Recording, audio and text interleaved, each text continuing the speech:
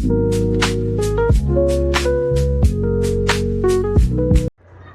afternoon, everyone. Welcome to our YouTube channel.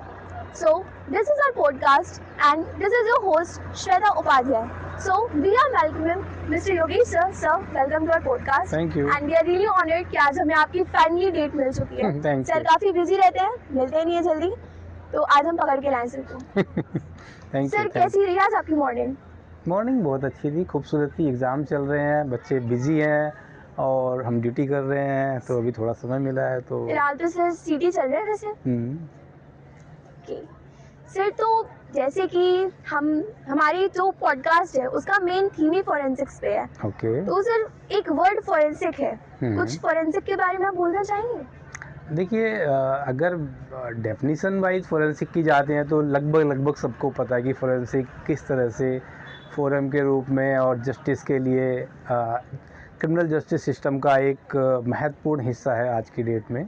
लेकिन अगर overall बात करें तो जैसे मैं अगर अपनी खुद की समझ के हिसाब से बोलूं, मुझे हर जगह फोरेंसिक दिखती है, क्योंकि फोरेंसिक में डिफरेंट एप्लीकेशन है, खासकर साइंस को लेके, और हर जगह साइंस है।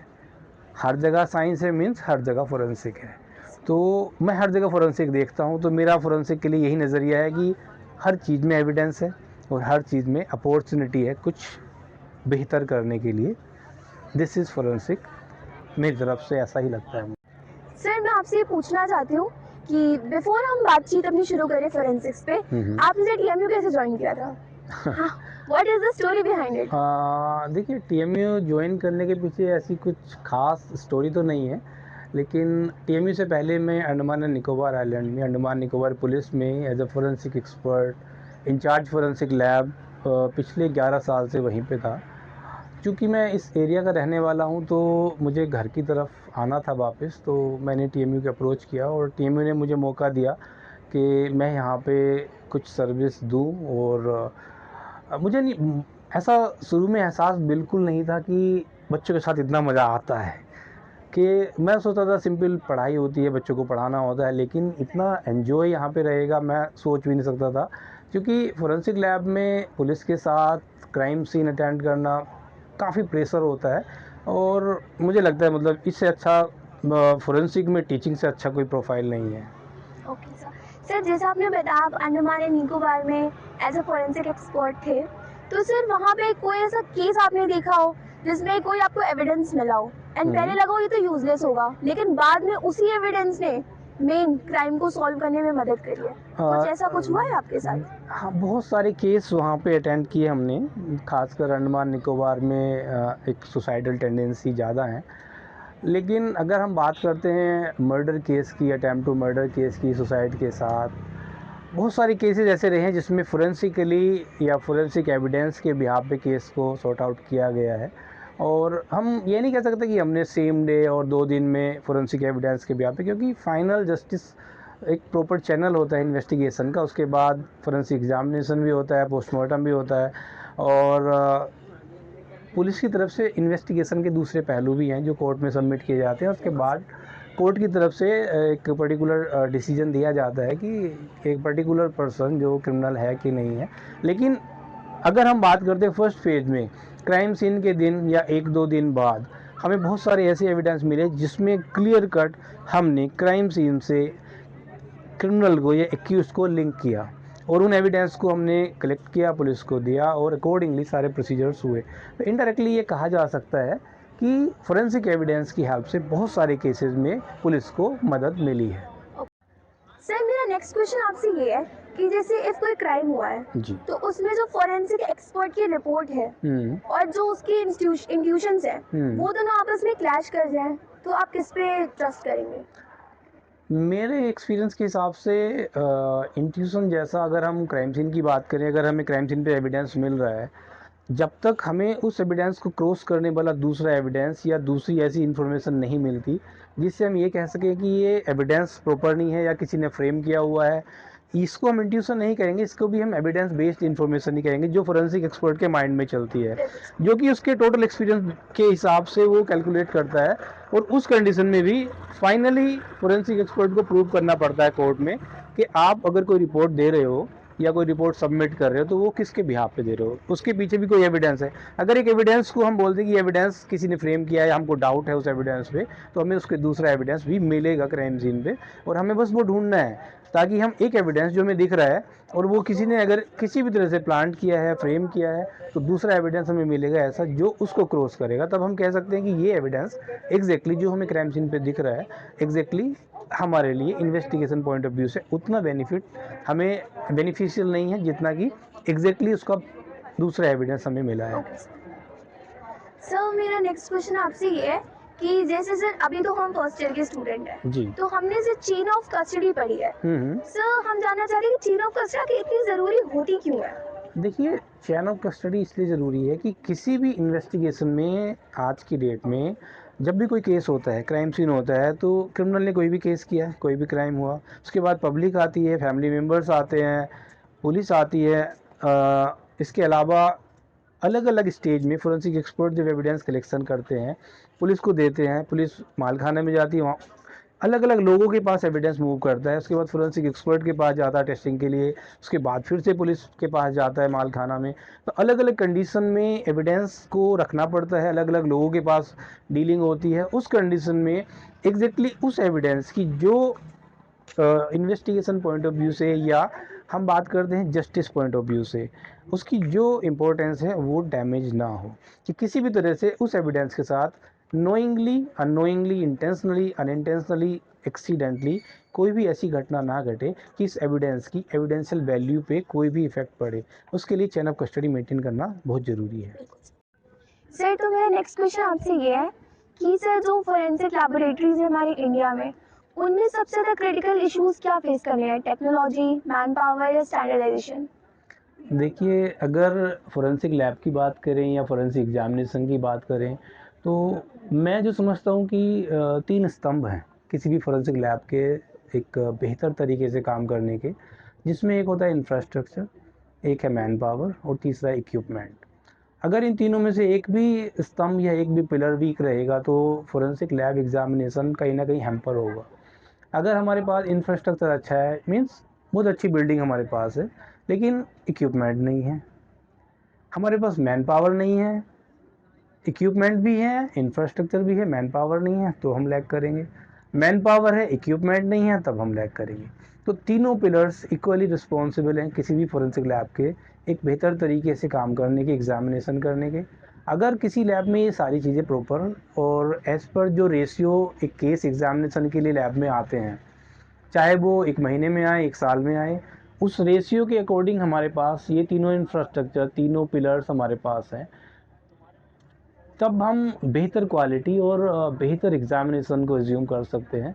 साथ में हमें फोरेंसिक मोटिवेशन की भी ज़रूरत है कि हमारे एक्सपर्ट्स एग्जामिनेशन के साथ साथ रिसर्च को भी प्रायोरिटी दें।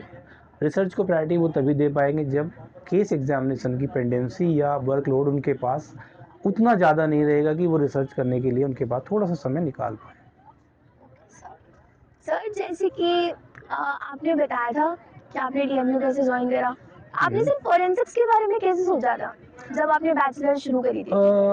एक्चुअली उस समय जब हमारे टाइम पे फोरेंसिक उतना नहीं था, 2 या 3 यूनिवर्सिटीज़ में खासकर बात करें तो गवर्नमेंट यूनिवर्सिटी में फोरेंसिक साइंस ज़्यादा कोर्सेज चलते थे। स्टार्टिंग हुई थी, मैं बायोटेक के लिए एमएससी और आईआईटीज़ के लिए तैयारी कर रहा था, लेकिन पैरेलली मेरे बड़े भाई ने लॉ किया था, तो उनके नोट्स थोड़े से मैंने बनाए और कुछ मैंने किताबें उस समय पढ़ी। साथ में मुझे फिर मौका मिला, जब डिफरेंट कोर्सेज आप सर्च करते हो कि मुझे क्या करना चाहिए, क्या बेहतर करना चाहिए, और प्रॉपर गाइडेंस नहीं मिलती है तो स्टूडेंट को खुद एफर्ट करने पड़ते हैं। उस कंडीशन में मुझे मौका फोरेंसिक साइंस सिलेबस मैंने देखा, खासकर डॉक्टर भीमराव अम्बेडकर यूनिवर्सिटी आगरा से। तब मुझे ये कोर्स बहुत अच्छा लगा क्योंकि इसमें लॉ सेक्शन भी था, इन्वेस्टिगेशन भी है, पुलिस से जुड़ा हुआ भी काम है और साइंस बैकग्राउंड के एक्सपर्ट भी इसमें मांगे जाते हैं। तब मैंने वहाँ फोरेंसिक के लिए अप्लाई किया और मुझे मतलब उम्मीद नहीं थी कि मुझे फर्स्ट पेज में ही मुझे वहाँ पे एडमिशन मिल जाएगा, और बहुत बेहतर तरीके से हमने वहाँ से एजुकेशन अपनी मास्टर डिग्री कंप्लीट की।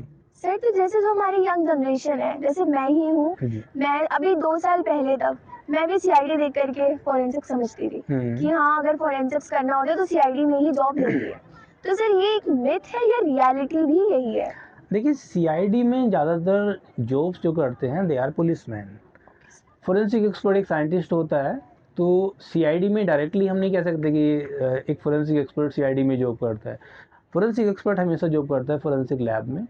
फोरेंसिक लैब अगर पुलिस का हिस्सा है तो हम कह सकते हैं कि वो सीआईडी विंग का हिस्सा हो सकती है। एग्जैक्टली फोरेंसिक एक्सपर्ट सीआईडी का हिस्सा नहीं है डायरेक्टली, वो फोरेंसिक लैब का हिस्सा है एज ए साइंटिस्ट। सीआईडी में पुलिस पर्सन होते हैं जिसमें अलग अलग रैंक के ऑफिसर्स होते हैं जो इन्वेस्टिगेशन करते हैं। फोरेंसिक एक्सपर्ट का पार्ट होता है crime scene, evidence collection and evidence examination in forensic science lab.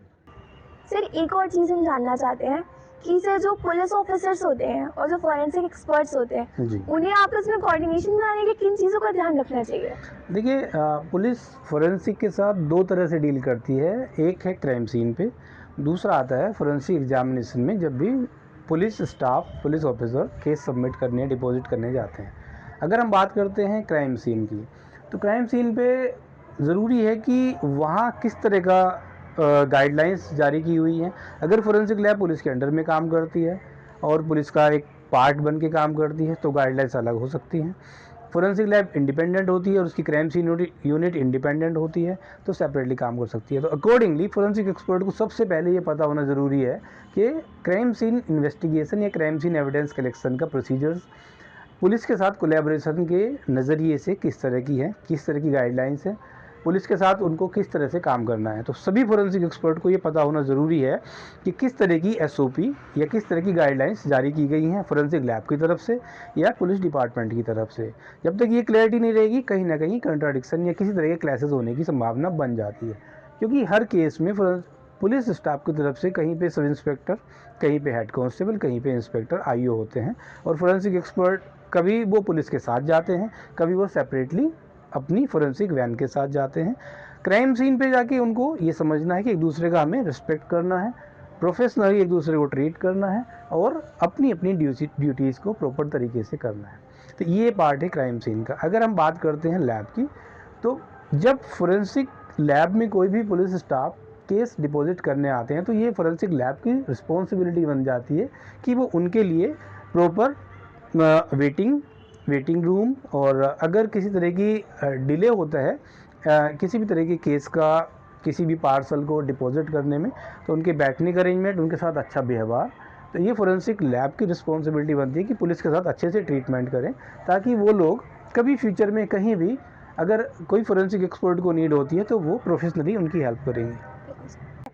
Sir तो एक एज अ यंगस्टर जैसे जब हमने फोरेंसिक ज्वाइन करने के बारे में सोचा था तो सर जैसे हमें लगता था ना कि क्राइम सीन हमेशा नीट एंड क्लीन होती है, बॉडी बिल्कुल अच्छे से मिलेगी।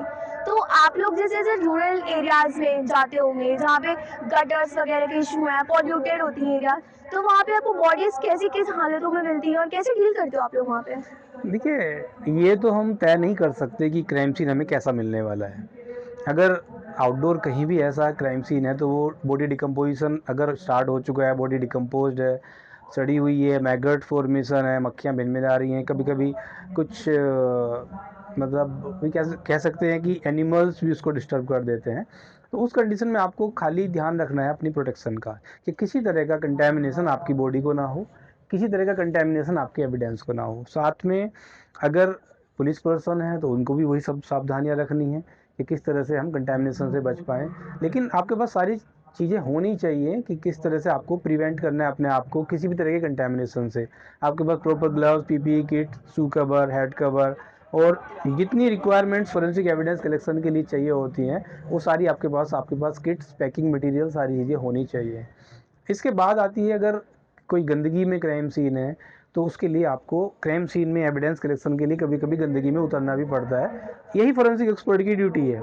तो किसी भी तरह की गंदगी से ऐसा डरने वाली कोई नहीं है कि सड़ी हुई डेड बॉडी है तो एविडेंस कलेक्शन नहीं करेंगे, या कहीं ऐसी कंडीशन में है कि जहाँ पे फोरेंसिक एक्सपर्ट नहीं जा सकता तो हमें डेड बॉडी को शिफ्ट करना होता है, उसके बाद उसका एग्जामिनेशन करना होता है। बिल्कुल सर तो जैसे आपने बताया कि एज अ फोरेंसिक एक्सपर्ट और जो पुलिस ऑफिसर्स होते हैं उन्हें कंटामिनेशन का ध्यान रखना होता है।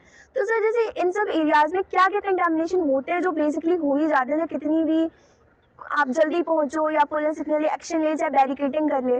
वो चांसेस होते ही होते हैं। देखिए कंटेमिनेशन एक तो है ह्यूमन बॉडी के लिए कि एक्सपर्ट हो, फोरेंसिक एक्सपर्ट या पुलिसमैन या कोई अगर हम बात करते हैं, हमें कभी कभी पब्लिक सपोर्ट लेना होता है क्राइम सीन पे, उनके कंटेमिनेशन की बात हुई। दूसरा होता है एविडेंस कंटेमिनेशन। तो जो एविडेंस कंटेमिनेशन हो चुका है उसको हम चेंज नहीं कर सकते, लेकिन हम ये ध्यान रखना है कि इसके आगे फर्दर एविडेंस को इस तरह प्रिजर्व किया जाए और टाइमली उसको एग्जामिनेशन के लिए भेजा जाए फोरेंसिक लैब में कि फर्दर कंटेमिनेशन उसमें ना हो। ह्यूमन कंटेमिनेशन से बचने के लिए आपको प्रॉपर अपनी पीपीई किट पहननी होती है और जो भी नेसेसरी आपके पास अरेंजमेंट्स हैं उनका यूज़ करना है। एविडेंस प्रिजर्वेशन के लिए आपको कोशिश यही करनी है कि ज़्यादा से ज़्यादा एविडेंस को प्रॉपर तरीके से आप क्राइम सीन पे ही प्रिजर्व करके आगे भेजें, उसको सीज करें। बिल्कुल सर, जैसे कि हमने चेन ऑफ कस्टडी के बारे में भी बात करी थी, तो चेन ऑफ कस्टडी में सर एक पॉइंट आता है एविडेंस कलेक्शन और प्रिजर्वेशन। तो सर जैसे हमने पढ़ा है कि हर एक एविडेंस को कलेक्ट करने के अलग अलग तरीके होते हैं और उनको प्रिजर्व करने के लिए अलग अलग बॉक्सेस और इक्विपमेंट्स होते हैं। सर इसका मेन रीजन क्या है, क्यों इसको आइडेंटिफाई किया गया है, क्लासिफाई किया गया है? देखिए एविडेंस कलेक्शन में ही ये सारी चीज़ें आ जाती हैं कि आपने कोई भी एविडेंस कलेक्शन किया है तो उसको जी। प्रिजर्व करना इसलिए ज़रूरी है कि जब तक उस एविडेंस का एग्जामिनेशन नहीं हो जाता, हमें उससे कुछ इन्फॉर्मेशन चाहिए उस केस पर्टिकुलर केस को सॉल्व करने के लिए या इन्वेस्टिगेशन के लिए। जब तक वो एग्जामिनेशन के पास तक नहीं जाता तब तक उसमें फर्दर कोई भी चेंजेस ना हो और वो इन्फॉर्मेशन ऐसा ना हो कि एविडेंस कंटेमिनेशन या एविडेंस किसी तरह से भी डैमेज हो जाए, ख़राब हो जाए और हमारे फोरेंसिक लैब में आके उसमें प्रॉपर रिजल्ट्स ना आए, तो इन्वेस्टिगेशन पे इफेक्ट पड़ेगा। उसके लिए हमें उसको प्रॉपर प्रिजर्व करने की ज़रूरत है, जिसमें अलग अलग एविडेंस के लिए अलग अलग प्रिजर्वेशन के मेथड हैं। अकॉर्डिंगली उसको जिस सिनेरियो में, जिस कंडीशन में क्राइम सीन पे हमें मिला, उसी कंडीशन में फोरेंसिक लैब तक पहुंचाना होता है। सर जैसे कि हम ये जानना चाहते हैं कि सब हो गया, हमने एविडेंस कलेक्ट कर लिया, उसको प्रिजर्व कर लिया, लैब में भेज दिया, तो सर जब इसको कोर्ट में प्रेजेंट करने की बारी आती है तो हमने दो वर्ड सुने, एक कोर्ट टेस्टिमनी, एक एक्सपर्ट टेस्टिमनी। तो सर हमेशा जैसे फॉरेंसिक एक्सपर्ट को ही क्यों भेजा जाता है टेस्टिमनी देने के लिए? देखिए जब आपने एविडेंस कलेक्शन किया, किसी एक्सपर्ट ने उसमें पुलिस की हेल्प की एविडेंस कलेक्शन के लिए, बिल्कुल सर। उसके बाद हमने एविडेंस को भेजा फोरेंसिक लैब एग्जामिनेशन के लिए। वहाँ पे फोरेंसिक एक्सपर्ट ने उसको एग्जामिन किया और अपनी दोनों एक्सपर्ट ने अलग अलग रिपोर्ट पुलिस को दी। उस कंडीशन में कोर्ट की तरफ से दोनों फोरेंसिक एक्सपर्ट्स को सम्मान आता है उस रिपोर्ट को जस्टिफाई करने के लिए। अगर डिफेंस लॉयर ये चाहता है कि फोरेंसिक एक्सपर्ट आए और कोर्ट में जस्टिफाई करें कि एग्जैक्टली उनकी रिपोर्ट में जो फाइंडिंग्स हैं वो किस तरह से उन्होंने, कौन सी एग्जामिनेशन, किस तरह से उन्होंने उसको जस्टिफाई करना है और किस तरह से उन्होंने इस तरह की रिपोर्ट तैयार की है, एविडेंस में ऐसा उनको क्या मिला क्राइम सीन पे और लैब में, जिसकी वजह से किसी भी तरह से उसमें एक्यूज का इन्वॉल्वमेंट है। इसीलिए डिफेंस लॉयर कोशिश यही करते हैं कि फोरेंसिक एक्सपर्ट को कोर्ट में बुलाया जाए और उस रिपोर्ट के बारे में कुछ जानकारी ली जाए। अगर कहीं पे लूप होल मिलता है, कोई गैप्स मिलता है, तो उस रिपोर्ट को किस तरह से वो वीक करें, वो उनकी हमेशा कोशिश रहती है। उनका यही जॉब है डिफेंस लॉयर का, ताकि वो अपने एक्यूज पार्टी या जो एक्यूज पुलिस ने किया है उनको किस तरह से वो हेल्प कर सकते हैं। बिल्कुल सर, जैसे कि अभी हमने पिछले वीडियो में रवि सर से भी बात करी थी, तो उन्होंने आपको बहुत प्रेज़ करा है कि फॉरेंसिक वीक में आपने बहुत ही बेहतरीन तरीके से सीएसआई को अरेंज करा था। तो सर क्या आपके पीओवी से आपको लगता है कुछ एक दो पॉइंट रह गया हो जो आप नेक्स्ट टाइम फर्दर और अच्छा हमारे व्यूअर्स को देना चाहेंगे? देखिए ये चूँकि हमारा फर्स्ट टाइम हमने सेलिब्रेट किया था फोरेंसिक वीक टीएमयू में, लेकिन हमारे पास समय की कमी थी उस समय, ये सभी को पता है। और सीएसआई में हमने जो एग्जैक्टली डिफरेंट सिनेरियो में क्राइम सीन को तैयार किया था, लेकिन उसमें लगभग अभी 50% बेहतर होने की गुंजाइश बाकी है, जो हम नेक्स्ट टाइम उसको उस तरह से करने वाले हैं जिसमें प्रॉपर स्टोरी रहेगी, प्रॉपर स्क्रिप्ट रहेगी, प्रॉपर लोगों का मूवमेंट्स रहेगा। और ख़ासकर जब हम कोई भी वीडियो तैयार करते हैं तो उसमें जो नॉइज़ आता है उसकी वजह से हमें काफ़ी प्रॉब्लम्स उसमें आई थी कि बच्चों को पता ही नहीं था कि किस तरह से हमें सारी चीज़ों को करना है। तो एक एक करके सारी चीज़ें हम इस तरह से अरेंज करेंगे कि नेक्स्ट टाइम हमारा सीएसआई या फोरेंसिक वीक से जुड़ी हुई जो भी एक्टिविटीज़ हैं वो बेहतर क्वालिटी की हों और उससे भी हम अपने बच्चों को कुछ सिखा पाएँ, बेहतर सिखा पाएँ। बिल्कुल सर। सर जैसे डे 1 से जब से हमने टीएमयू जॉइन करा है, इनफैक्ट अब अगर हम मेरी बात करते हैं तो फर्स्ट डे हमने आपकी क्लास अटेंड करी थी आकर के, और हमारा बहुत ही अच्छा इंटरेक्शन हुआ था आपसे, एक्सपीरियंस रहा है जितना भी अभी तक रहा है। लाइक आपने one of the best faculties हम कह सकते हैं कि जिनसे हमने बातचीत करी है। तो सर आपने जैसे आपके आपके यहाँ पे जो लोग हैं, रवि सर हैं, प्रिंसिपल सर है, फैकल्टीज है, उनसे आपका बॉन्ड कैसा है, कोऑर्डिनेशन कैसा है आपका यहाँ पे? देखिए मैं किसी भी प्रोफेशनल, मेरे को काफ़ी टाइम मैंने 2 या 3 जगह अलग अलग जगह पे काम किया है। खासकर बॉन्डिंग की बात आती है तो हमको सिंपल नेचुरल रहना होता है। मैं मतलब इसको किसी भी तरह से प्रोफेशनलिज्म या उसमें एक्सप्लेन नहीं करना पसंद करता हूँ कि हम एक आम आदमी की तरह रहें, और ह्यूमैनिटी से बढ़ा कोई आपके पास ऐसा एक दूसरे से रिलेट होने का, कनेक्ट होने का, इससे बेहतर कोई रास्ता नहीं है। आप सिंपल रहिए और अच्छाई के साथ चलते रहिए, खुद भी अच्छे बनने की कोशिश करते रहिए, जो दूसरे लोगों से अच्छी अच्छी बातें सीखते रहिए, अपने अंदर जो कमियां हैं उनको ठीक करते रहिए। आपको पता भी नहीं चलेगा आप सब लोगों से कैसे जुड़ गए, और ऑटोमेटिक आपकी लाइफ स्मूथ हो जाती है। तो कितना भी टफ जॉब आपके पास आए, खासकर फोरेंसिक लैब हो, पुलिस की नौकरी हो, डिफेंस की नौकरी हो, आप उसको स्मूथली एग्जीक्यूट कर सकते हो।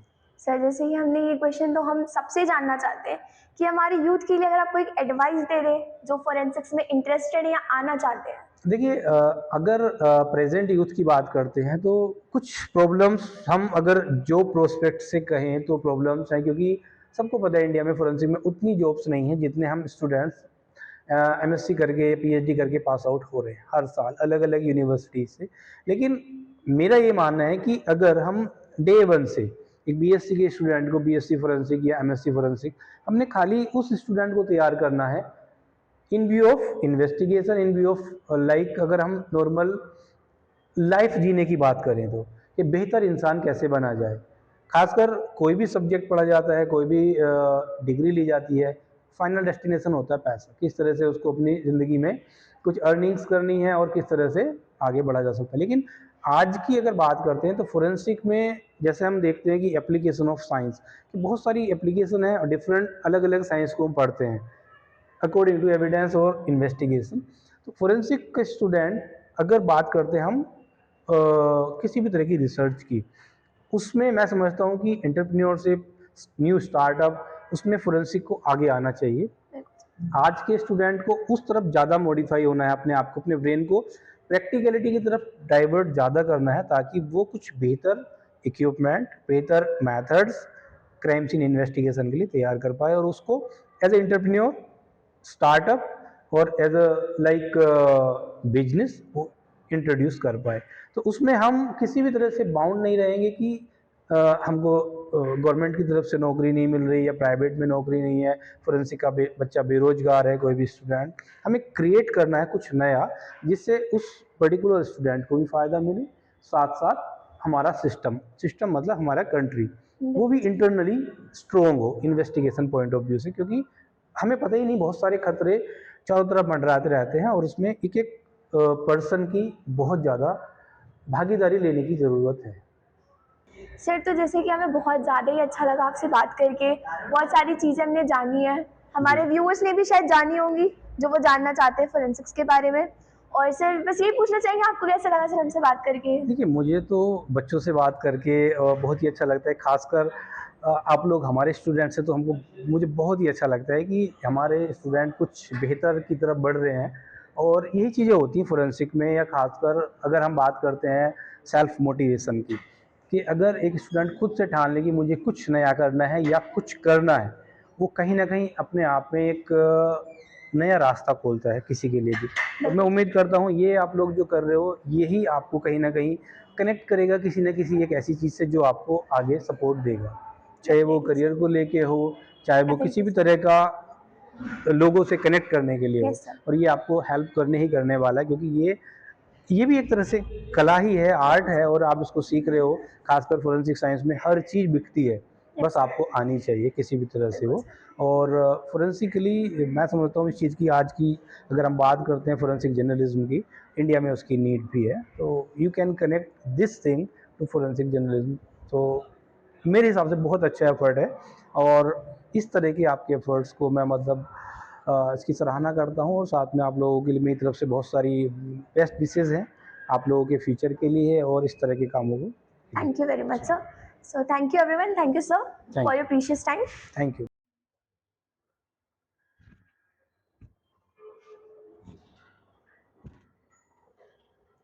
So, hello everyone, I hope you like the vlog. और आपको बहुत मज़ा आया होगा हमारे इस पॉडकास्ट में। Yogesh sir, we just love you sir, बहुत ज़्यादा मज़ा आया आपसे बात करके। और ऐसे इंटरेस्टिंग वीडियो के लिए हमारे चैनल पे बने रहिए। आगे भी बहुत सारे टीचर्स फैकल्टी से बात करेंगे और ज़्यादा ब्लॉग्स में आपको मज़ा आने वाला है। So please like, share, comment and subscribe और बेल आइकन को प्रेस करना ना भूलें। Thanks for watching.